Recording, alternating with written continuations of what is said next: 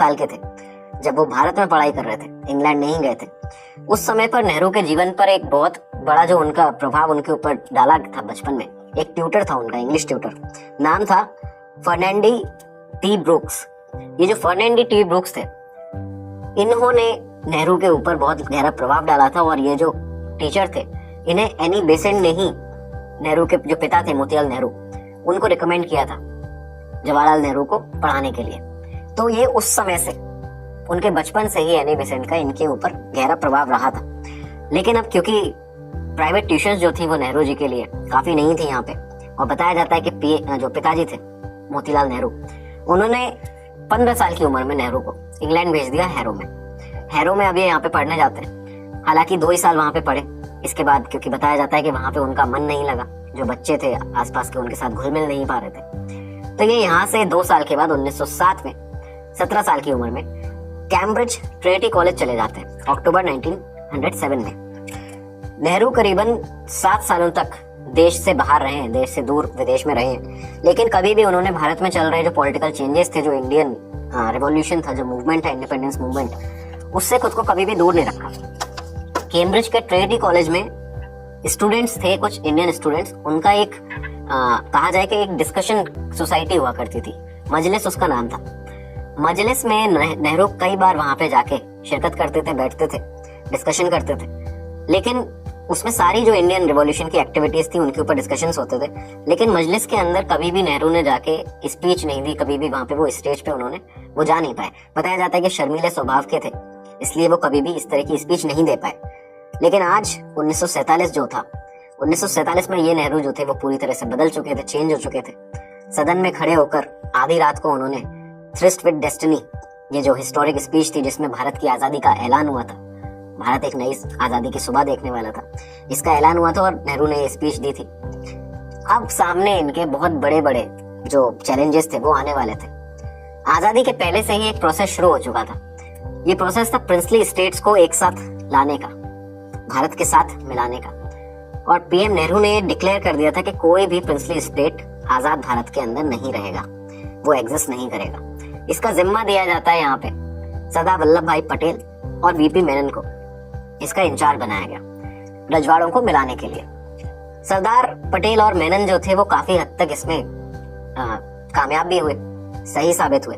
लेकिन कश्मीर जो था, कश्मीर का ऐसा एक मुद्दा था, कश्मीर एक इस तरह के प्रिंसली स्टेट ये बन चुका था कि जो मुश्किल बन के सामने इन लोगों के खड़ा हुआ था। कश्मीर के उस समय जो राजा थे हरि सिंह, वो भारत और पाकिस्तान दोनों के साथ ही शामिल होना नहीं चाहते थे।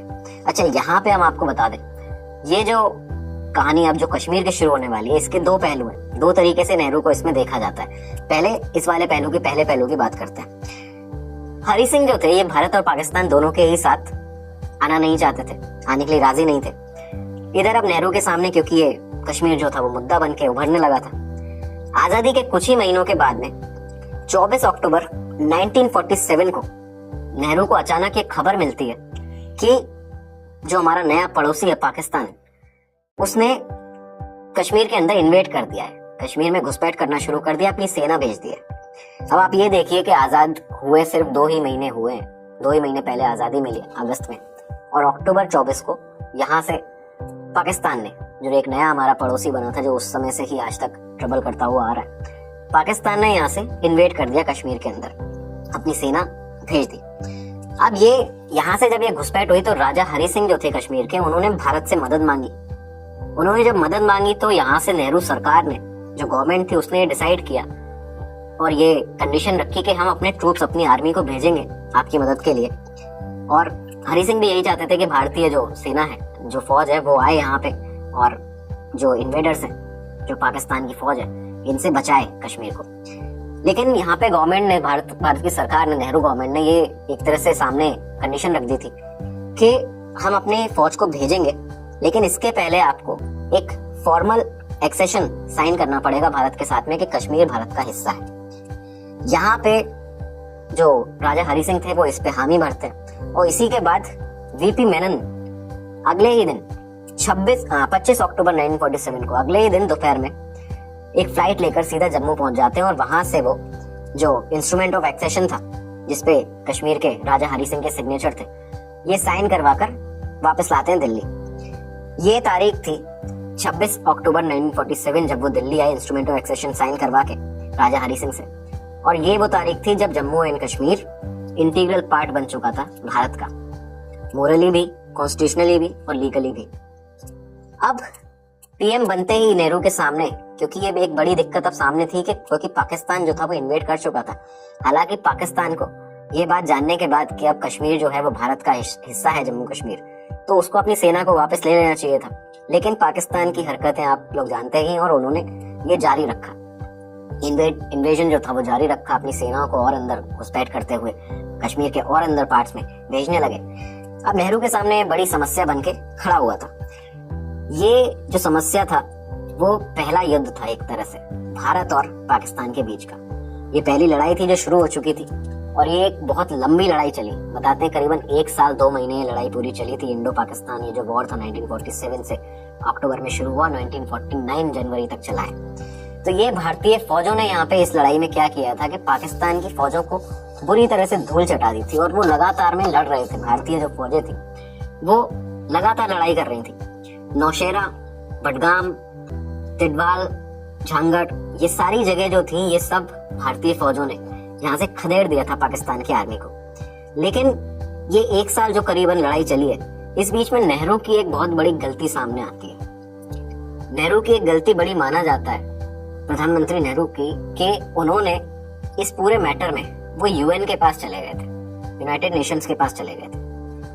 बताते हैं कि माउंटबेटन की एडवाइस मिली, माउंटबेटन ने उन्हें एडवाइस किया कि इस मुद्दे को यूएन में लेके जाया जाए और नेहरू, पीएम नेहरू जो थे वो इस पर यूएन पहुंच जाते, जिसके चलते 5 जनवरी 1949 को यूनाइटेड नेशन सिक्योरिटी काउंसिल ने एक रेजोल्यूशन पास करते हुए सीज फायर का यहाँ पे ऐलान कर दिया। सीज फायर का ऐलान करते हुए पाकिस्तान से कहा गया कि आप जो है यूएन की तरफ से कि आप जो है अपनी जो आर्मी है उसको विड्रॉ किया करिए, उसको पीछे ले जाइए।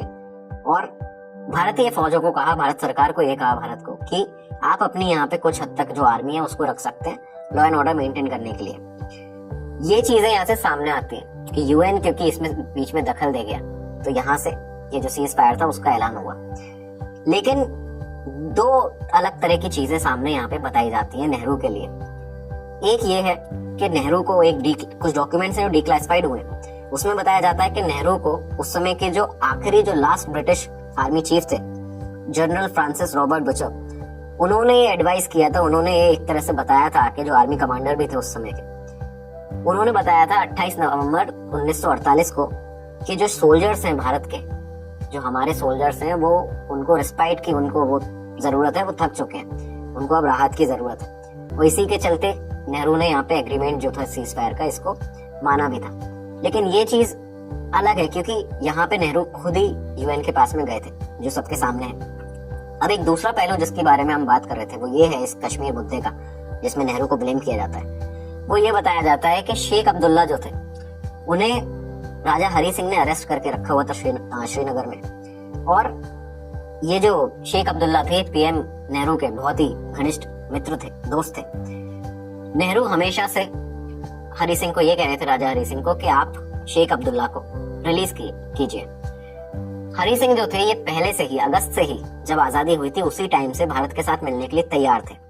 इस तरह की चीजें भी बताई जाती हैं कि हरि सिंह जो थे वो भारत के साथ मिलने को तैयार थे, लेकिन नेहरू की शर्त ये थी कि पहले आप शेख अब्दुल्ला को रिलीज करिए, उनको छोड़िए, उसके बाद में उनको अपनी गवर्नमेंट में शामिल करिए, उसके बाद हम आपको यहाँ से इंस्ट्रूमेंट ऑफ एक्सेशन भेजेंगे भारत के अंदर शामिल होने का। खैर ये चीजें अलग बताई जाती हैं, लेकिन अब यहाँ पे आप ये देखिए कि कश्मीर जो था मुद्दा, ये इस तरह से वहां से ही शुरू हुआ और ऑफिशियली नेहरू के ये जो उनका डिसीजन था कश्मीर मुद्दे को यूएन लेकर जाने का, इस निर्णय के वो खिलाफ थे। एक तरह से वो इनिशियली इससे खुश नहीं थे, लेकिन सीज फायर के बाद ही सरदार पटेल ने अपना एक कोलकाता में भाषण दिया था जहां पे उन्होंने ये कहा था, उन्होंने समर्थन किया था पीएम नेहरू के यूएन जाने का कश्मीर मुद्दे को लेकर।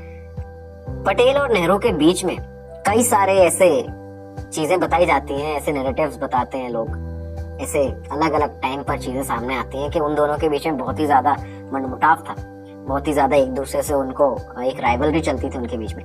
लेकिन जो चीजें असल में दिखाई जाती हैं वैसी है नहीं। जो चीजें असल में हुई थी वो इस तरह की थी कि दोनों ही गांधी फॉलोअर थे और दोनों ही साथ में एक तरह से उनके बीच में मतभेद थे, लेकिन मनभेद कभी नहीं रहा। दोनों ने एक टीम वर्क में काम किया है। एक नैरेटिव ये चलाया जाता है कि पटेल जो थे वो उन्हें प्रधानमंत्री बनाना चाहिए था और नेहरू को प्रधानमंत्री बना दिया गया था, लेकिन ये किस्सा असल में इस तरह का था नहीं। ये कुछ इस तरह से हुआ था।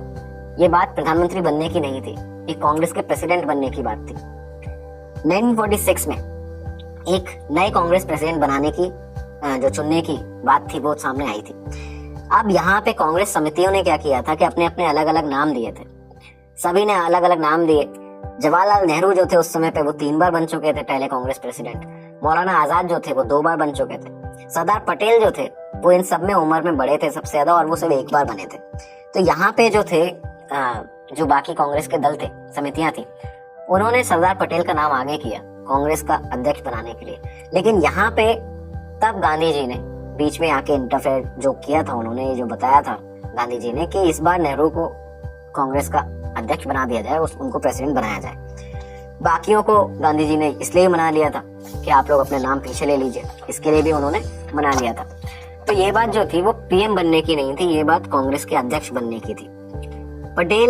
सरदार पटेल ने अपनी मृत्यु के 1 महीने पहले ये कहा था, खुद ये कहा था कि गांधी जी का जो विचार था वो सही था नेहरू को प्रधानमंत्री बनाने का।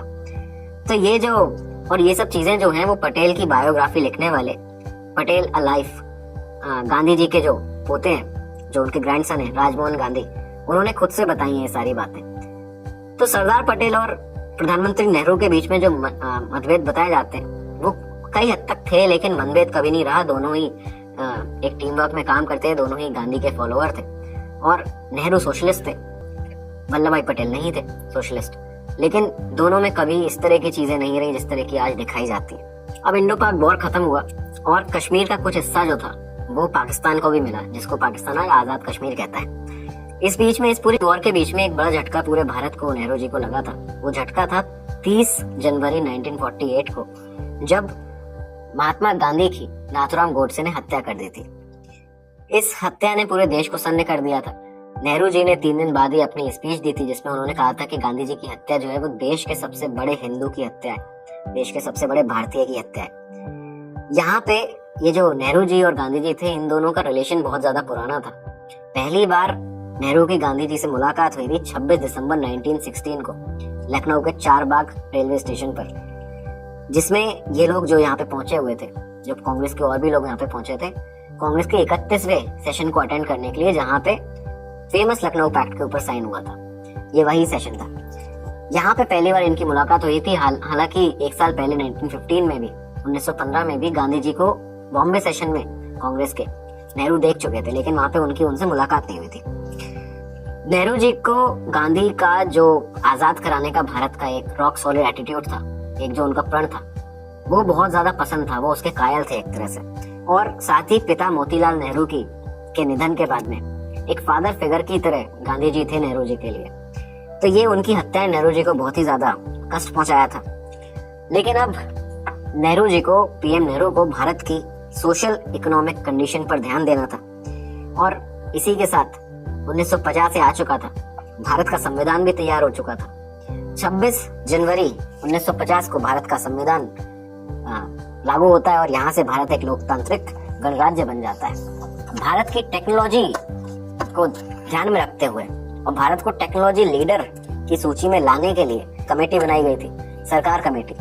एनआर सरकार इसके हेड थे और इनका रिकमेंडेशन जो आया था वो ये था कि 4 हायर टेक्निकल एजुकेशन इंस्टीट्यूट बनाए जाएं 4 अलग अलग रीजन्स में भारत के। इसी के तहत इस पे हामी भरते हुए पीएम नेहरू ने मई 1950 में पहले आईआईटी की नींव रखी, Indian Institute of Technology. Bengal के खड़गपुर में अगले ही साल 1951 18 अगस्त को आईआईटी खड़गपुर का उद्घाटन किया गया। नेहरू का ये बिलीफ था, उनका ये मानना था कि प्लानिंग के लिए, देश की इकोनॉमिक प्लानिंग के लिए, इकोनॉमिक डेवलपमेंट के लिए प्रॉपर प्लानिंग की जरूरत है, प्रॉपर पॉलिसी मैनेजमेंट की, पॉलिसी मेकिंग की जरूरत है। एक ऐसी गवर्नमेंट एजेंसी इसके लिए होनी चाहिए जो पॉलिसी डिजाइन कर सके, डेवलपमेंट प्लान्स को आगे ला सके, लगातार हर समय पे डेवलपमेंट प्लान्स जो है वो देश के सामने रख सके। और इसी को देखते हुए पीएम नेहरू ने 15 मार्च 1950 को प्लानिंग कमीशन का सेटअप किया। प्लानिंग कमीशन यह सेटअप होती है और अगले ही साल 1951 में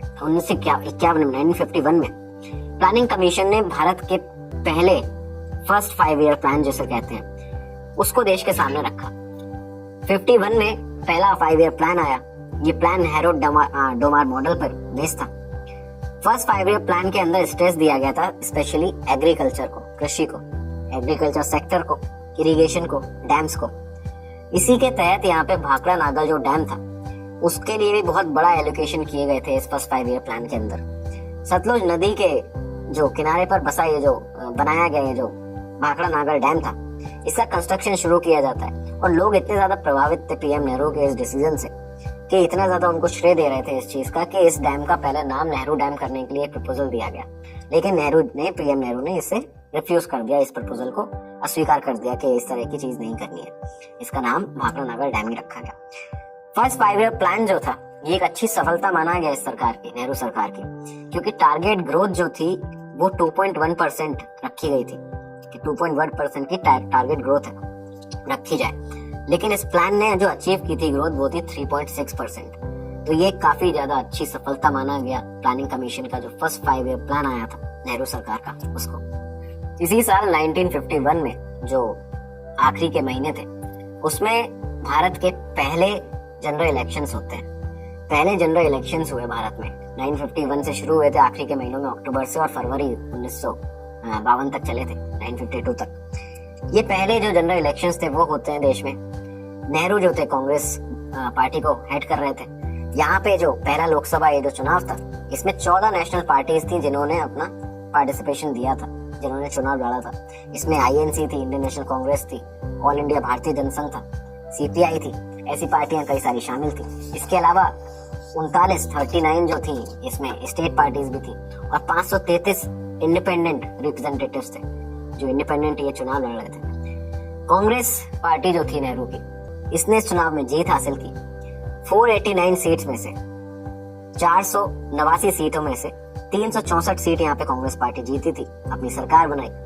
इस चुनाव में नेहरू जी जो थे इन्होंने इलाहाबाद ईस्ट की सीट थी और जौनपुर वेस्ट की जो सीट थी इस कॉन्स्टिट्यूएंसी से अपना चुनाव लड़ा था। राजनीति को नेहरू जी ने बड़े ही करीब से देखा था और सिर्फ भारत के ही नहीं, ये इंटरनेशनली भी जो इन्होंने गुण सीखे थे राजनीति के ये इन्होंने इंटरनेशनली भी सीखे थे। अलग अलग जगह पे जाकर ये बहुत ही नजदीक से अलग अलग राजनीति को, अलग अलग मॉडल्स को, पॉलिटिकल मॉडल्स को देख चुके थे। ये चाहे 1910 में 1910 में आयरलैंड गए हो तो उस समय की उनकी जो आयरलैंड की विजिट थी उस टाइम का उनका राजनीति को देखने का जो उनके ऊपर प्रभाव पड़ा था वो हो, या फिर 1926 में जब वो जेनेवा पहुंचे, इंटरनेशनल उन्होंने हब जो राजनीति का था जेनेवा उसको देखा। चाहे वो हमेशा उन्होंने सब जगह से कुछ ना कुछ पॉलिटिकल माहौल को समझा था, उसको जाना था। 21 साल की उम्र में जब वो 1910 में आयरलैंड पहुंचे थे तो यहाँ पे आयरलैंड जब उनका जाना हुआ था तब वो सिन फेइन मूवमेंट से बहुत ही ज्यादा प्रभावित हुए थे और इसी के 2 साल बाद भारत आने के बाद उन्होंने फ्रीडम स्ट्रगल जो भारत का चल रहा था उसमें अपने जो वहां से वो तौर तरीके उन्होंने देखे थे, सोशलिज्म की तरफ जो उनका एक तरह से कहा जाए झुकाव हुआ था, उन्होंने यहाँ पे आके अपने वो तौर तरीके अपनाए थे। इसके अलावा मार्च 1926 में जब उनकी जो पत्नी थी कमला नेहरू उनको ट्यूबरक्लोसिस हो गया था और वो उनको लेके स्विट्जरलैंड जाना पड़ा था। उस समय पर वहां पे जेनेवा में जो इंटरनेशनल हब था पॉलिटिक्स का, वहां पे नेहरू जी ने जो चीजें सीखी थी, जो देखी थी, उसका उनके जीवन पे बहुत ज्यादा प्रभाव पड़ा। बहुत कुछ उन्होंने यहाँ से सीखा इन चीजों को देखते हुए और इसका कांग्रेस में उनको फल भी मिला एक तरह से। आप देखिए फरवरी 1927 को अगले ही साल जब वो जेनेवा में थे उसके अगले ही साल फरवरी 1927 को कांग्रेस ने उन्हें ऑफिशियल रिप्रेजेंटेटिव बना के भेजा था ब्रुसेल्स कॉन्फ्रेंस में। ब्रुसेल्स कॉन्फ्रेंस में ये गए थे और उस समय ये पहली बार था जब पीएम नेहरू जो नेहरू जी थे ये दुनिया भर के दिग्गजों के सामने, जो दिग्गज थे जिनमें जॉर्ज लैंसबरी थे, बताते हैं अल्बर्ट आइंस्टाइन भी वहां पे थे, रोमैन रोलैंड थे, इनके सामने इनका स्टेज पर डेब्यू था। ये पहली बार वहां पे अपना कुछ इन्होंने भाषण जो दिया था। तो ये पहले शख्स थे जब ब्रुसेल्स कॉन्फ्रेंस में पीएम नेहरू पहुंचे थे कांग्रेस की तरफ से। अपने करियर में नेहरू जी ने ऐसे कई सारे जो पड़ाव थे उनको जिया है। इसके बाद साल 1952 कांग्रेस की क्योंकि सरकार बन चुकी थी, as a PM Nehru ji के सामने एक बड़ा टास्क था भारत की स्टेट्स को रिऑर्गेनाइज करने का, और ये किस तरह से किया जाए, किस तरह से उनकी बाउंड्रीज है वो बनाई जाए। इसके लिए 29 दिसंबर 1953 को 29 दिसंबर को नेहरू जी ने एक कमेटी को अपॉइंट किया, स्टेट रिऑर्गेनाइजेशन कमेटी एसआरसी को अपॉइंट किया जाता है और इसके चेयरमैन अपॉइंट किए जाते हैं, चेयरमैन बनाए जाते हैं सुप्रीम कोर्ट के रिटायर्ड चीफ जस्टिस फजल अली को यहाँ पे इसका जो चेयरमैन था वो बनाया गया। अब क्योंकि ये एक बड़ा काम होने वाला था तो जायज था कि इसमें समय लगना था। एसआरसी अपने काम में यहाँ पे लग जाती है।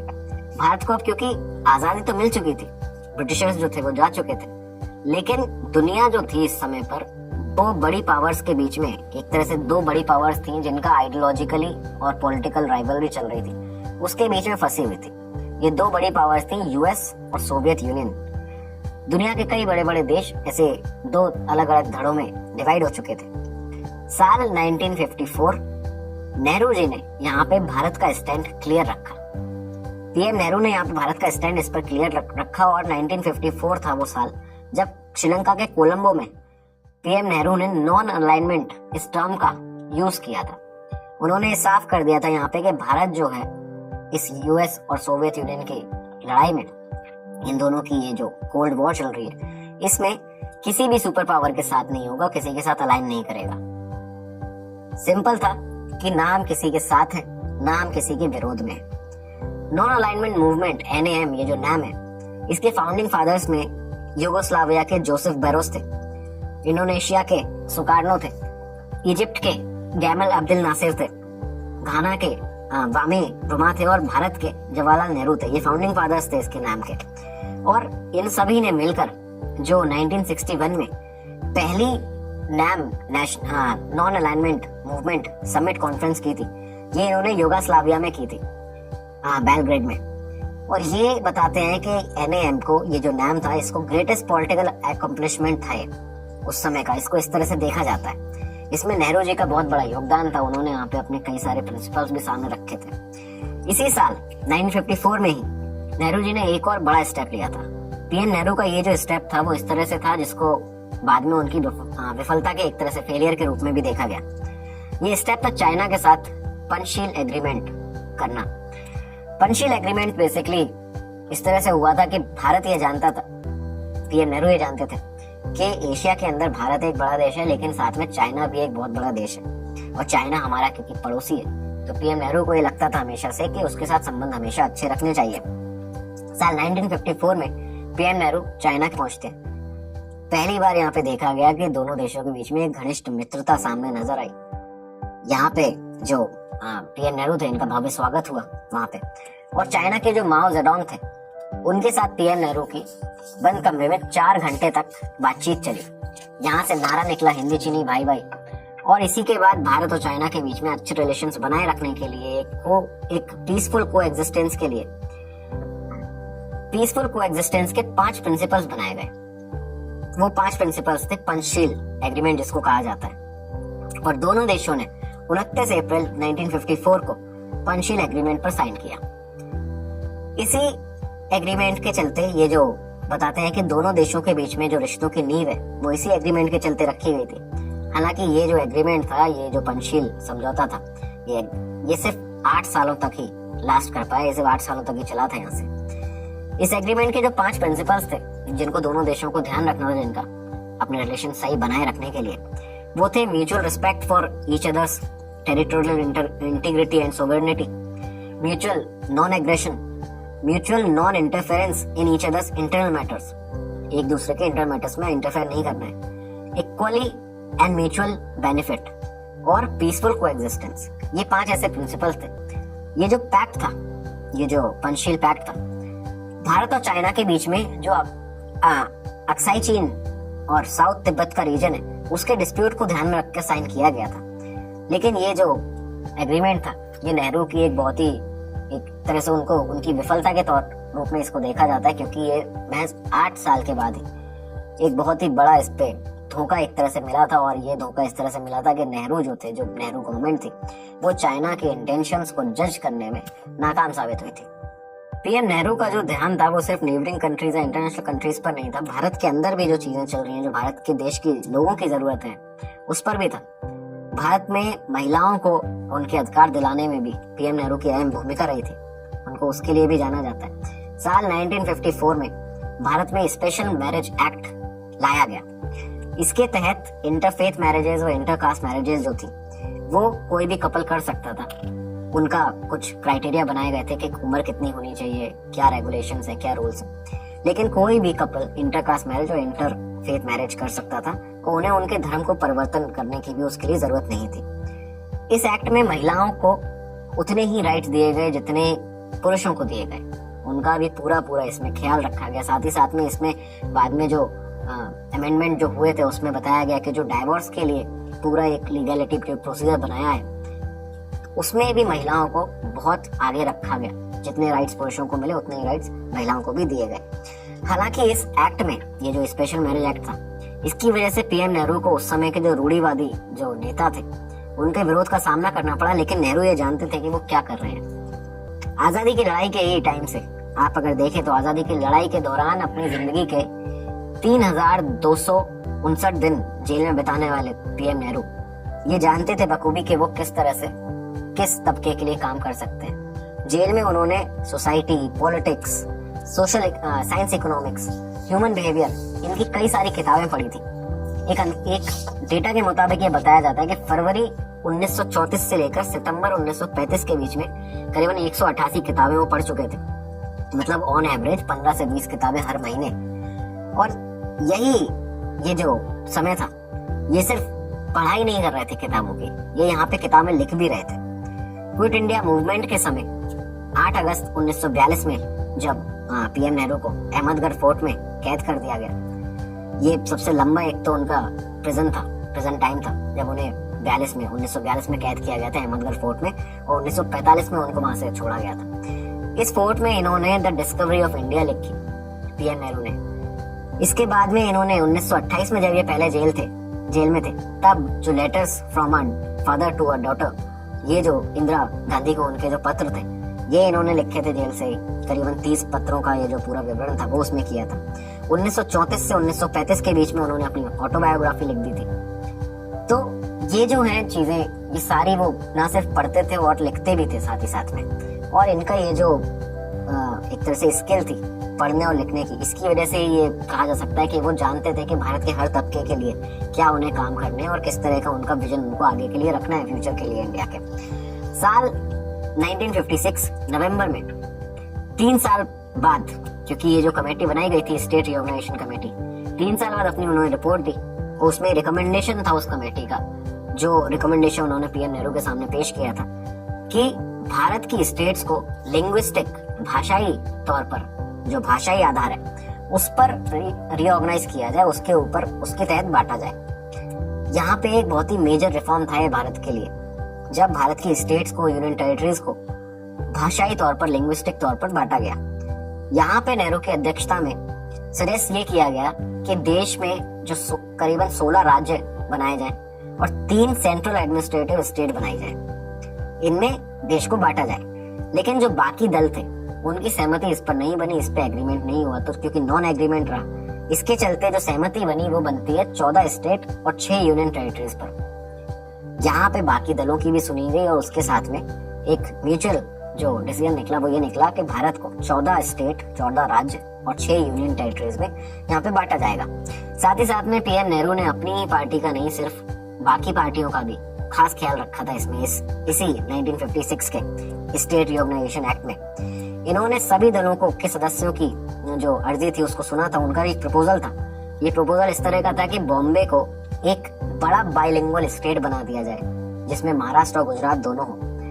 यहाँ पे इस अर्जी को पीएम नेहरू ने माना और इसके बाद बॉम्बे को एक बड़ा बाइलिंगुअल स्टेट बनाया गया। तो वो सभी की सुनते भी थे यहाँ पे। इसी साल अप्रैल 1956 में, यही साल था जब देश का जो पहला आईआईटी था, आईआईटी खड़गपुर, उसकी पहली बार एनुअल कॉन्वोकेशन हुई थी। एनुअल कॉन्वोकेशन हुई पहली, पीएम नेहरू को इसमें बुलाया गया, वो गए, वहां पे बच्चों को संबोधित किया, जो स्टूडेंट्स थे उनको संबोधित किया।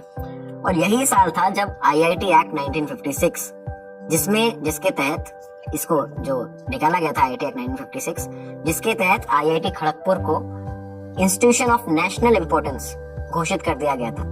ये यहाँ से डिक्लेयर कर दिया गया था और इसके बाद ये भी ऐलान किया था पीएम नेहरू ने कि 4 और नए आईआईटीज आने वाले हैं।